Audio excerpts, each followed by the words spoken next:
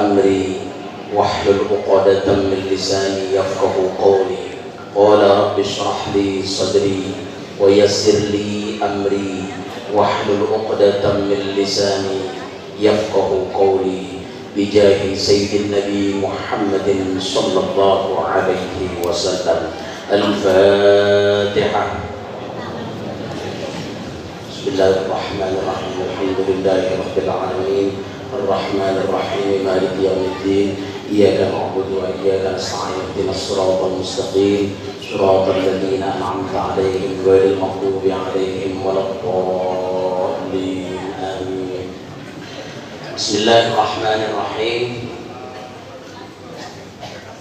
قال المصنف رحمه الله تعالى وأدام النفع به وببركة علومه وبكم في الدارين آمين. بسم الله الرحمن الرحيم. Qala Ali radhiyallahu anhu, berkata Ali radhiyallahu anhu, ya bna Adam, hai anak Adam, la tafrah bil ghina, janganlah engkau merasa bangga bil ghina, dengan kekayaan, wala taqnaq bil faqri, jangan kamu berputus asa bil faqri, dengan kefakiran, wala tahzan bil balai, dan janganlah engkau merasa bersedih bil balai, dengan ujian, dengan ujian-ujian. Wala tafrah, dan janganlah kamu merasa gembira birrakhai, dengan kemakmuran, dengan kelapangan. Fa inna dhahaba, maka sesungguhnya emas itu yujarrabu, diuji, binar, oleh api. Wa innal 'abda shalihah, dan sesungguhnya hamba yang soleh itu yujarrabu bil balai, diuji dengan ujian. Wa innaka, dan sesungguhnya kamu la tanalu, tidak memperoleh, tidak akan memperoleh ma turidu, apa yang kau inginkan, apa yang kau cita-citakan, illa bitarki ma tashtahi, illa, kecuali bitarki ma tashtahi, dengan meninggalkan apa yang kau syahwati, apa yang kau hasrati. Kalau bahasa kitanya jangan ngikutin syahwat begitu. Walan tablugha ma tu'ammilu, dan tidak akan sampai ma tu'ammilu, apa yang kau cita-citakan, illa bisabri, kecuali dengan sabar, kesabaran, ala ma takrahu, atas perkara atau atas apa-apa yang kau benci, engkau tidak sukai, engkau benci. Wa betul, dan berupayalah, juhdaka, dengan kesungguhanmu, liriayati, untuk menjaga ma, apa ufturidu alaika, artinya apa-apa yang diwajibkan alaika, atasmu. Segitu aja Bu, nanti kita lanjutkan bulan depan. Warqa bima aradakallahu lah. Ini juga panjang sekali. Hadirin rahimakumullah.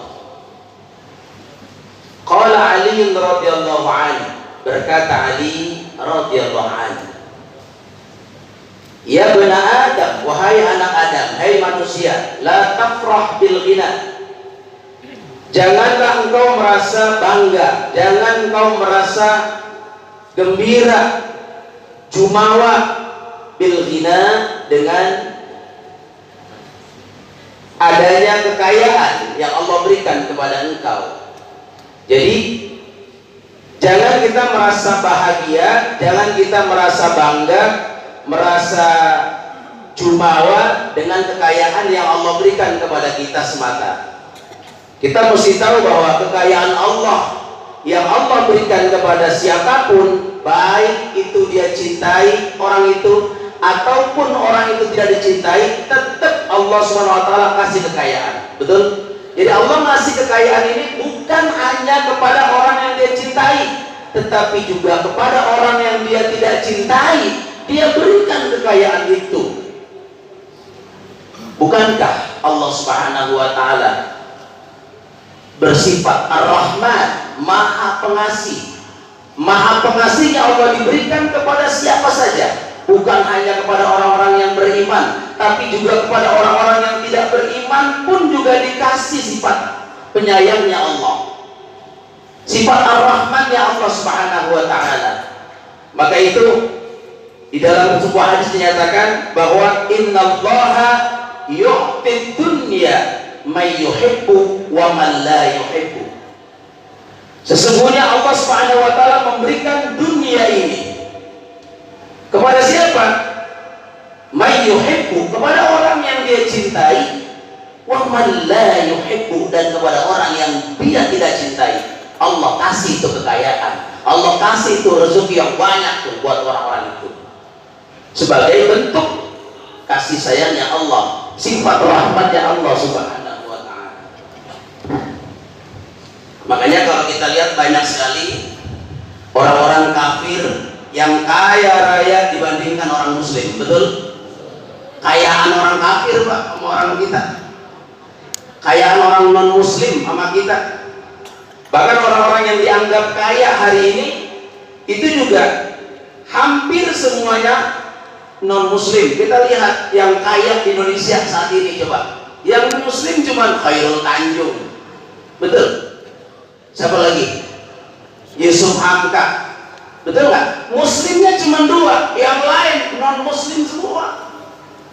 Artinya Allah memberikan kekayaan kepada orang muslim atau kepada orang kafir, itu semuanya diberikan tanpa dia harus mengenal apakah ini dia muslim, apa dia kafir. Allah kasih itu kekayaan. Tapi ingat, kalau ketika kita dikasih kekayaan, la tafrah bil ghina, jangan pernah kita bangga kalau kita dikasih kaya. Jangan jumawa kalau kita dikasih kekayaan.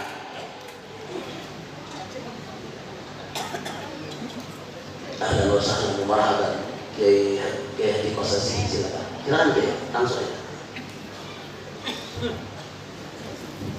Jadi ingat nasihat Ali radhiyallahu anhu mengatakan, ya bani Adam, hai anak Adam, la tafrah bil ghina. Jangan pernah kamu merasa bangga dengan apa? Dengan karena harta semata, atau dengan karena kita memiliki kekayaan semata. Karena kekayaan belum tentu dia baik untuk kita. Bisa jadi kekayaan itu justru membuat kita menjadi sombong. Kekayaan itu menjadi kita lebih jumawa. Kekayaan itu merasa bahwa kita ini hasil kerja kita, jadi kita bangga. Padahal sebenarnya kalau mengandalkan kemampuan kita, nggak ada apa-apanya Pak. Betul? Oleh karena itu kita lihat ketika harta dan kekayaan itu diberikan kepada Qarun. Qarun ini kurang gimana Pak? Qarun itu justru menjadikan dia jadi orang yang kufur kepada Allah SWT. Ketika dia menganggap bahwa harta yang dia miliki itulah hasil jeripayahnya sendiri. Itu Qarun. Kita lihat salah apa? Salah apa nih? Susah bener. Kalau dia kalau dia sholat aja dia mesti gantian pakaiannya sama bininya. Tapi ketika dia minta datang, ya Rasulullah, saya susah banget, saya pengen banget kau doakan saya jadi orang kaya supaya saya bisa ibadah kayak si fulan. Apa kata Rasulullah? Baik, kudoakan. Didoakan, diangkat kedua tangan Rasul ke langit, didoakan tuh Salabah. Ternyata Allah ijabah. Doa Rasulullah nggak pernah tertolak. Allah ijabah. Salabah kaya raya, tapi tak kala dia kaya raya, dia lupa hanya ujian bagi dia. Kekayaan yang kita punya itu ujian doang, Bu. Bu, panas? Enggak? Ada yang begini, Pak? Kekayaan yang kita punya itu harus kita sadari bahwa itu adalah sebagai ujian dari Allah. Kaya ujian, miskin juga ujian. Betul? Kalau kaya ujiannya, tuh hisabnya lebih gede daripada yang miskin. Kalau yang miskin hisabnya dikit. Mau jadi orang miskin, mau jadi orang kaya. Nah, orang kaya hisabnya banyak, dihitungnya banyak. Jadi dikasih ujiannya banyak juga, apa hisabnya banyak, udah jadi orang kaya dah.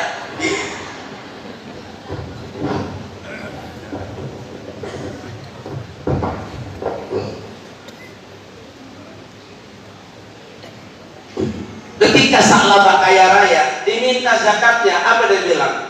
Dia nggak mau diminta zakat karena harta yang dia miliki itu hasil usahanya sendiri. Dia disibukkan oleh ternak-ternaknya sampai lupa jamaah, sampai lupa sholat jamaah, saudara. Sehingga akhirnya dia lupa kepada Allah SWT. Lama-lama sholat jamaahnya ditinggal karena sibuk urus ternak-ternaknya. Dulu kan kalau yang namanya lambang kekayaan itu ternaknya banyak, dia kaya dulu. Kalau sekarang kalau yang punya Lamborghini itu baru kaya. Kalau yang punya apa lagi itu? Mobil apa? Mobil apa? Stopido. Mobil apa? Alphard. Hah? Ya udah itu dah pokoknya dah. Hah? Mobil apa? Yang paling bagus, paling anu? Mercy. Hah? Ferrari. Atau yang paling kaya Avanza. Ya? Nah itu saudara yang dirahmati Allah SWT. Ternyata Sa'labah itu menyesal ketika diminta zakatnya. Orang semua nolak sama dia. Dia menyesal. Akhirnya zakatnya dia datang ke rumah Abu Bakar. Pak Bakar, tolong terima zakat saya. Abu Bakar nggak mau. Datang lagi ke Umar, nggak mau Umar nerimanya. Datang lagi ke Utsman, nggak mau nerimanya. Datang lagi ke Ali, nggak mau nerimanya. Sampai semua sahabat-sahabat nggak mau menerima zakatnya Sa'labah. Sampai akhirnya dia diwafatkan oleh Allah SWT.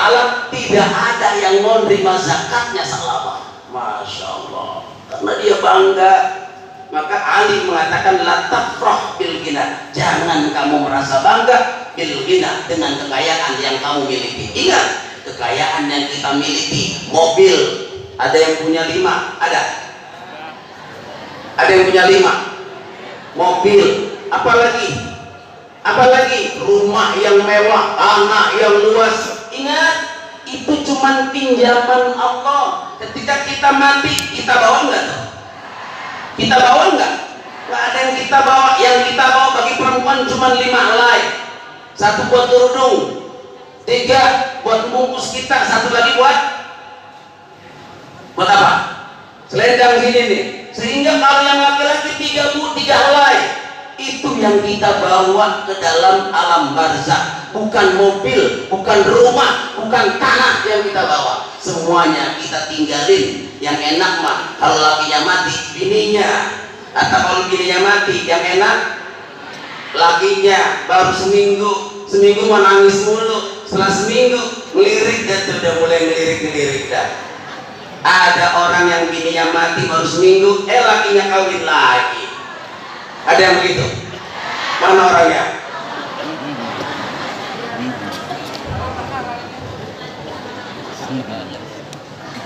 Ada yang nyaut samping saya, belum mati udah kawin nih. Udah kawin lagi, bininya masih sakit, dia udah kawin lagi. Dasar laki-laki.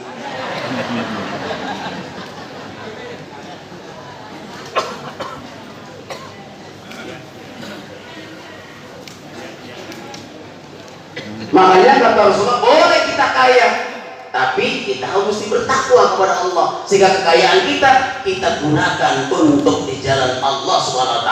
Ketika kita kaya, ingat zakat kita 2,5%, bantu untuk 8 golongan, 8 asnaf yang termaktub dalam Al-Quran surah At-Taubah ayat 60 tuh kita berikan. Boleh kepada fuqara, boleh kepada masakin, boleh kepada siapa saja, kepada mu'allaf, kepada kalau riqab sudah nggak ada, budak sekarang. Fisabilillah, ibnu sabil, berikan itu zakat kita yang 2,5%. Insya Allah harta kita makin berkembang, makin Allah ridhoi, makin banyak Allah kasih rezeki buat kita. Amin. Asalkan disedekahkan. Ketika ada musola yang dibangun, bangun, kita datang ke situ. Apa yang dibutuhkan ini? Kalau sampai selesai orang semua doain kita, siapa yang membantu? Yang bantu siapa? Pak Said. Ada nama Pak Said di sini. Untung saya ngomong di sini nggak ada nama Pak Said. Pak Said yang bantu dari mulai pondasi sampai jadi 100% ditanggung sama dia semua. Ini namanya kaya tapi takwa. La ba'sa liman ittaqa, gitu katanya. Jadi la ba'sa bil ghina liman ittaqa. Jadi boleh kita kaya asal kita bertakwa kepada Allah Subhanahu wa ta'ala. Maka orang-orang yang beruntung adalah orang-orang yang mempasrahkan dirinya kepada Allah Subhanahu wa ta'ala, diberikan rezeki secara cukup, dia qanaah. Dan apa yang Allah berikan untuknya, dia terima, banyak atau sedikit dia terima sebagai sebuah pemberian Allah Subhanahu wa ta'ala. Qad aflaha man aslama wa ruziqa kafafan wa qana'ahu Allahu bima ata. Sungguh beruntung orang yang muslim, orang Islam itu beruntung. Kenapa? Wa ruziqa kafafan, dikasih rezeki dia merasa cukup. Dikasih 1 hari dikasih rezeki 50.000, alhamdulillah, emang rezeki saya segini, alhamdulillah. Orang dikasih 1 hari gak dapat rezeki sama sekali, alhamdulillah, mudah-mudahan Allah menguji kesabaran saya. Begitu. Jangan ini mau mampus kali. 1 hari gua usaha dapat pisang, ya Allah tega banget Tuhan sama gua. Ada yang begitu? Mana orangnya?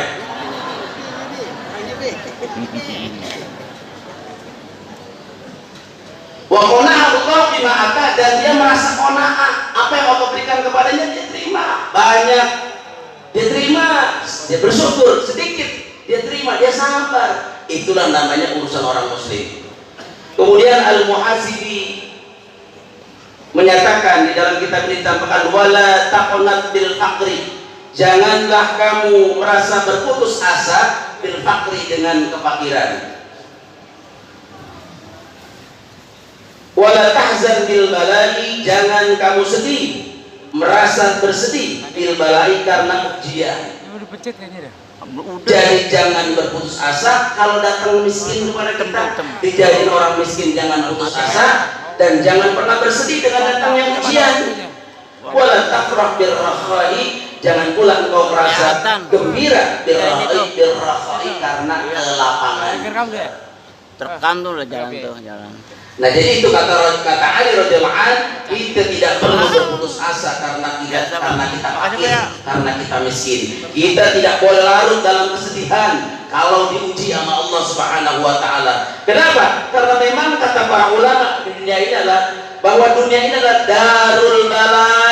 Dunia ini adalah tempatnya ujian. Yang kaya saya katakan tadi ujian, yang miskin juga ujian, saudara. Semua orang di dunia ini pasti merasakan ujian dari Allah Subhanahu wa ta'ala. Oleh karena itu, jadi wanita ujian, jadi laki-laki ujian, kaya ujian, miskin ujian. Demikian pula para nabi-nabi Allah, mereka nggak luput dari ujian. Semuanya diuji sama Allah. Mereka paling banyak mendapatkan ujian itu para nabi-nabi Allah. Oleh karena itu, jangan pernah kita mengeluh ketika datang ujian. Kehilangan suami, ya udah, kita mau nangis bagaimana? Apa kalau kita nangis guling-gulingan begitu, kita meraung-meraung, terus suami kita bisa balik lagi? Apa kalau istri kita meninggal dunia, istri kita bisa balik lagi?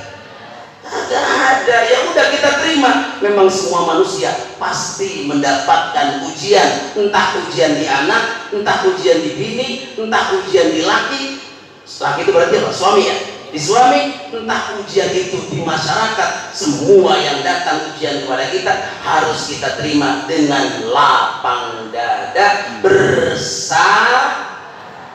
bersabar. Maka dalam hadis dinyatakan, may yuridillahu bi khairan yusabbu minhu. Barang siapa yang diinginkan kebaikan oleh Allah Subhanahu wa taala, maka Allah akan memberinya musibah. Jadi kalau orang dicintai sama Allah, bukan cara kayak kita. Kalau kita sayang sama anak, dia minta apa juga kita turutin. Betul. Kata anak, "Mbak, beli motor." "Motor apa sayang?" "Motor apa?" "Motor PCX." "Entar Bapak beliin." "Mbak, beli mobil." "Mobil apa sayang?" "Avanza." "Iya, nanti Bapak beliin." "Oh ganti obat dari Avanza mulu," kata dia. Ya. Itu kalau manusia sayang sama anak begitu. Allah nggak begitu. Allah kalau sayang sama hambanya diuji dulu. May yuridillahu bi khairan. Siapa orang yang dikehendaki Allah menjadi orang baik, yusabbu minhu, diuji dulu dia dengan bala, dengan ujian, dengan musibah. Kuat enggak? Coba lihat Nabi Allah Ayyub alaihissalam ketika diuji 18 tahun. Semuanya menjauhi dia, semuanya tidak peduli sama dia, sampai bininya sendiri itu udah lari, udah orang mengurusin, nggak mau ngurusin Nabi Ayub. Berapa tahun Nabi Ayub diuji sakit oleh Allah Subhanahu wa taala? 18 tahun lamanya sudah. Sakit 18 tahun, sampai istrinya ngomong, "Hei Ayub, kamu kan Nabi Allah, ngomong dong, berdoa dong sama Allah, doamu didengar, minta sembuh." Apa kata dia? "Aku malu minta sembuh sama Allah. Aku dikasih sehat lebih daripada 18 tahun. Ini baru 18 tahun saya sakit. Allah kasih kesehatan saya berpuluh-puluh tahun. Cuma dikasih 18 tahun. Masa saya ngeluh? Masa saya minta sembuh? Malu saya. Biarkan Allah uji saya. Yang penting saya sabar. Besok kalau gitu kita andai kata sakit, misalnya 18 tahun, tetap kita tersenyum. Mau gitu?" Saya tanya nih sama ibu-ibu, kira-kira kalau dikasih pusing seminggu ngeluh nggak? Bagaimana ngomongnya?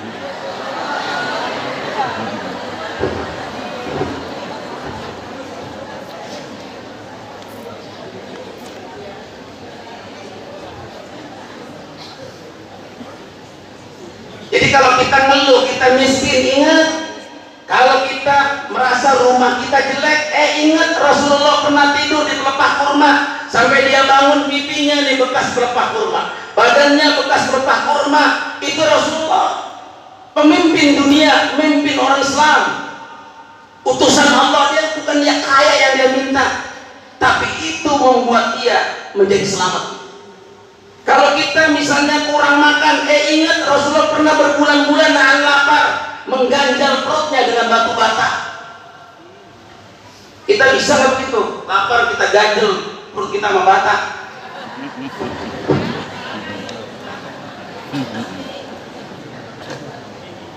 Ini Rasulullah SAW itu udah biasa hidup kurang. Jadi kalau kita dikasih wala taqnat bil fakri, jangan pernah putus asa ketika Allah berikan kita kemiskinan. Jangan putus asa, terus berdoa kayak tak lapak.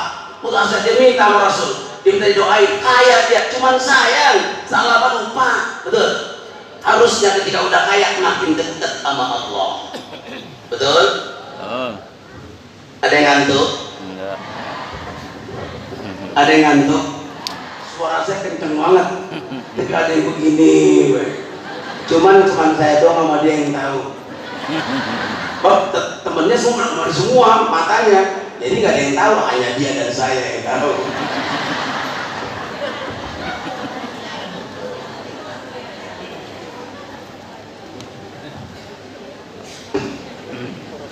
Bagaimana Rasulullah hidup susah? Dia sabar.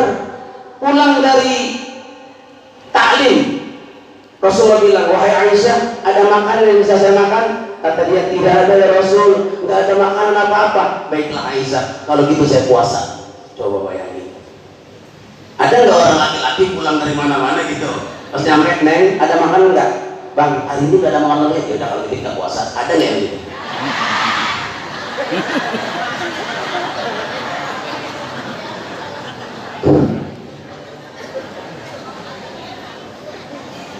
Maka dalam Al-Quran dikatakan fasabrun jamil,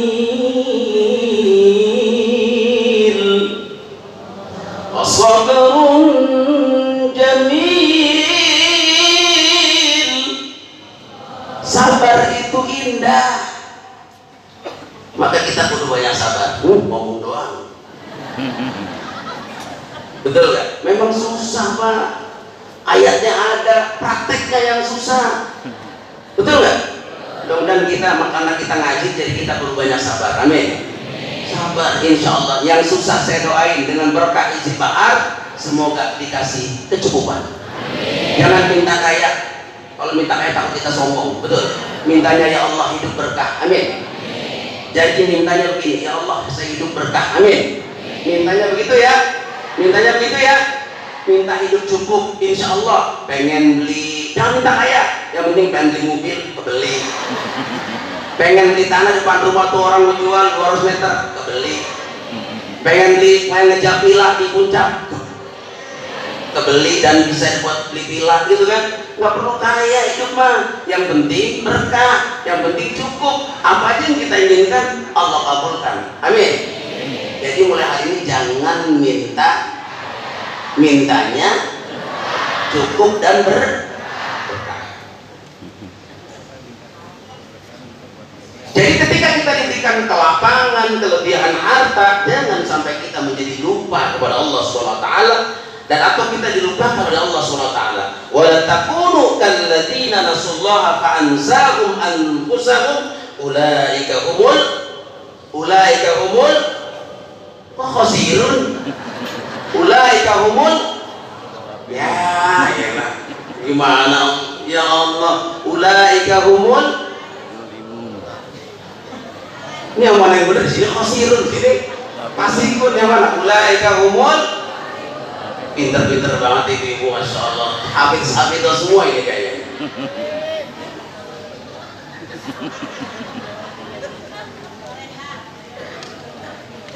Jangan kita pernah iri sama orang non muslim. Mereka nggak sholat tapi dikasih kaya. Kita sholat mulu, kita sujud mulu tiap malam, kagak pernah dikasih kaya. Jangan iri, itu dunia. Betul. Akhirat lebih abadi, akhirat lebih lama kita hidup. Walal akhiratu khairul laka minal dunia. Paling 60 tahun, akhirat lebih lama. Kalau kita takwa kepada Allah, pas biar masuk alam kubur, roh kita semuanya dibopong sama malaikat, dibawa menghadap Allah. Kata Allah, hei hambaku, ini adalah orang yang aku ridhoi, masukkan dia dalam surga. Enak enggak? Enak. Makanya jangan pernah kita silau dengan harta kekayaan. Harta cukup jangan sampai masuk ke dalam hati kita, cukup di dalam genggaman kita saja, dalam sampai di tangan kita aja. Harta mah jangan sampai masuk ke hati. Orang kalau sudah gila sama harta, itu mereka akan menjadi sombong dan takabur kalau tidak dibalut dengan iman dan takwa kepada Allah Subhanahu wa ta'ala. Jam 7:19 menit. Berarti saya tadi mulai di berapa? Letak sampai ngeliat ya. Gue juga ngeliat lagi. Orang nanya bukan dijawab, malah ibu. Saya lagi nanya yang benar supaya saya bisa ngontrol waktu. Udah cukup ya. Iya benar. Ya, jadi insya Allah fa inna dhahaba yujarribu binnar, bahwasanya emas itu diuji oleh api. Jadi hadirin rahimakumullah, selamat datang di Ahmad. Emas itu diuji sama api. Ingat kalau pengen jadi emas, betul? Pengen jadi emas yang udah dikaca tuh, diapain dulu? Pertama dibakar dulu, habis dibakar digetok sampai penyok, dilurusin lagi, dibakar lagi, dilurusin lagi, dibakar lagi, sampai jadi kalung, sampai jadi emas, sampai jadi cincin, sampai jadi gelang. Pas di luar, pas ditaruh di kaca, cakep nggak? Berebut nggak orang? Begitulah Allah menguji seseorang untuk menaikkan pangkat derajatnya di sisi Allah Subhanahu wa ta'ala. Jadi kalau Allah SWT uji orang yang beriman, maka dia mesti sabar. Sabar insya Allah dalam rangka menaikkan derajat seseorang itu di hadapan Allah supaya menjadi emas murni. Cakep nggak? Jadi supaya menjadi emas murni 24 karat, cakep nggak? Insya Allah. Wa innal 'abda salihah yujarribu bil bala. Hamba yang soleh pasti diuji dengan bala. Mudah-mudahan kita lanjutkan nanti. Wa innaka la tanaru ma turidu, karena waktu jam 7.20, insya Allah jam 8 selesai. Ibu bisa pulang, ibu bisa main arisan. Ya, kita nggak usah lama-lama ngaji, segitu cukup nasihatnya ya. Mudah-mudahan Allah berikan kita keberkahan, Allah berikan kita kesehatan, Allah berikan kita nikmat panjang umur, Allah kasih kita keberkahan dunia akhirat. Anak-anak kita Allah jadikan anak-anak yang soleh-solehah, Allah jadikan anak-anak kita anak yang sukses, bisa membela kita nanti di hari kiamat. Al-Hadihi Al-Fatihah. A'udzubillahi minasyaitonir rajim. Bismillahirrahmanirrahim. Alhamdulillahirabbil alamin. Ar-Rahmanir-Rahim. Maliki yaumiddin. Iyyaka na'budu wa iyyaka nasta'in. Ihdinas siratal mustaqim. Shiratal ladzina an'amta 'alaihim ghairil maghdubi 'alaihim waladdallin.